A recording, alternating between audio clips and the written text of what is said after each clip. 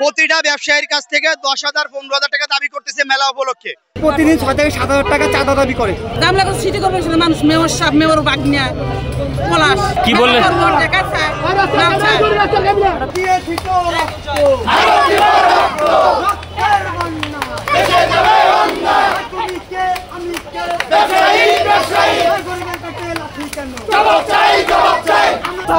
চাঁদাবাজি চলবে না, কোনো জুলুমবাজি চলবে না। অনেক ব্যবসায়ী যারা খেটে খাওয়া দিন মজুর ছিল আগে, তারা অনেকে ছোটখাটো টং ব্যবসা করে। সেই টং ব্যবসা একটা বিশেষ মহল সিটি কর্পোরেশন থেকে ডাক আনার মাধ্যমে তারা নাকি এখানে মেলা আয়োজন করতে চাচ্ছে। প্রতিটা ব্যবসায়ীর কাছ থেকে 10,000 15,000 টাকা দাবি করতেছে মেলা উপলক্ষে। এরা সবাই ক্ষুদ্র ব্যবসায়ী, এই 10,000 15,000 টাকা তারা কোথা থেকে দিবে? এইসব চাঁদাবাজি চলবে না। এরা সবাই একত্রিত হয়েছে, আমরা সাধারণ মানুষ স্বাভাবিকভাবে ব্যবসা করতে চাই। গামলাগঞ্জ সিটি কর্পোরেশনের মানুষ মেয়র সাহেব মেয়র বাগনিয়া পলাশ কি বললেন?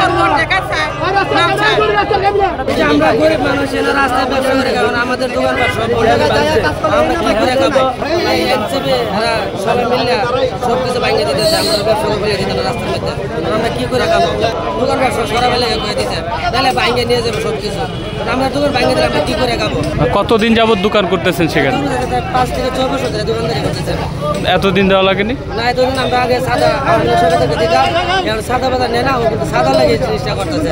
আওয়ামী লীগকে চাঁদা দিয়ে ব্যবসা করে আসছি, চাঁদা না, এটা পুলিশের টাকা দিয়ে আসছি, ব্যবসা করছি। এখন কি বৈষম্য আছে বাংলাদেশে? এখন কি বৈষম্য আছে? আওয়ামী লীগ সরকার আছে, ফ্যাসিবাদ আছে? নাই। তো বাংলাদেশ, আমাদের স্বাধীন বাংলাদেশে কেন আবার পুনরাবৃত্তি হবে চাঁদাবাজির? আমরা চাঁদাবাজির বিরুদ্ধে আমরা চাঁদা দিব না, আমরা এই জায়গায় ব্যবসা করব। আমরা কিন্তু কারো জনগণের ভোগান্তি সৃষ্টি করে আমরা ব্যবসা করি না। আমরা পার্কিং এর একটা সাইড আছে, পার্কিং প্লেস, ঠিক আছে, পার্কিং প্লেসে আমরা ব্যবসা করি। প্লাস আমরা কিন্তু ফুটপাত দখল করি না, ফুটপাত দিয়ে গাড়ি চলাচল করে, পথচারীরা চলাচল করে, ঠিক আছে, আমরা কিন্তু ফুটপাত দখল করি না। তো সেক্ষেত্রে 2 দিন পর পর ডিএনসিসির মেলা, তারপরে জুলাই মেলা নামে আরও একটা মেলা চালু করতে চাই, বৈশাখী মেলা, এরা 2 দিন পর পর কি শুরু করছে? আমাদেরকে তুলে দিয়ে তারা, আমরা তো একটা পার্কিং প্লেসে ব্যবসা করি, ওনারা তো পুরো অত এলাকা বন্ধ করে দিয়ে তারপরে ওনারা ব্যবসা করে। কেন ওনারা বন্ধ করে? প্লাস আমাদেরকে উঠাই দেয়া পার দোকান থেকে, প্রায় দোকান আছে 6 থেকে 700 দোকান আছে, এক এক দোকানে 7 থেকে 8 জন 9 জন স্টাফ আছে। এরা তো এই একটা দোকানের মাধ্যমে চলে, তাদেরও সংসার আছে, আমরা কিন্তু সবারই ফ্যামিলি আছে। তা ওনারা কি করে? একটা মেলার আয়োজন করে, পুরো রাস্তাঘাট সব আটকাই দিয়া বন্ধ করে, তারপরে পার দোকান থেকে ওনারা 7 থেকে 8,000 টাকা চাঁদা দাবি করে। মাসিক নাকি? হ্যাঁ, না, প্রতিদিন 6 থেকে 7,000 টাকা চাঁদা দাবি করে। আমরা এত টাকা কীভাবে দেবো? আমরা প্রতিদিন দোকান থেকে 500-1,000 টাকা ইনকাম করি, তাই দিয়ে আমাদের ফ্যামিলি চলে যায়। আর আমরা তো জনদুর্ভোগ সৃষ্টি করতেছি না, আমরা পার্কিংয়ে এক সাইডে ব্যবসা করি, তাহলে কেন আমাদেরকে ব্যবসা করতে দেওয়া হবে না?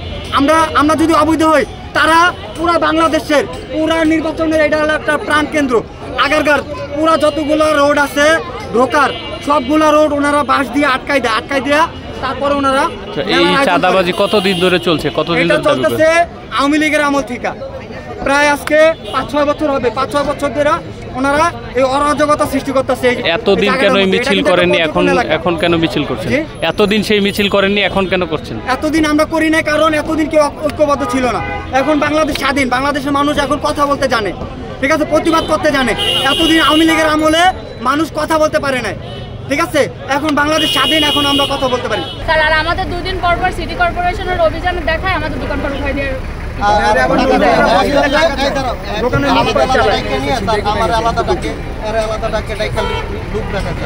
আমাদের একটা কমিটি এবং লিখিত প্রমাণ নিয়ে সেনাবাহিনীর ক্যাম্পে যাইতে বলছে।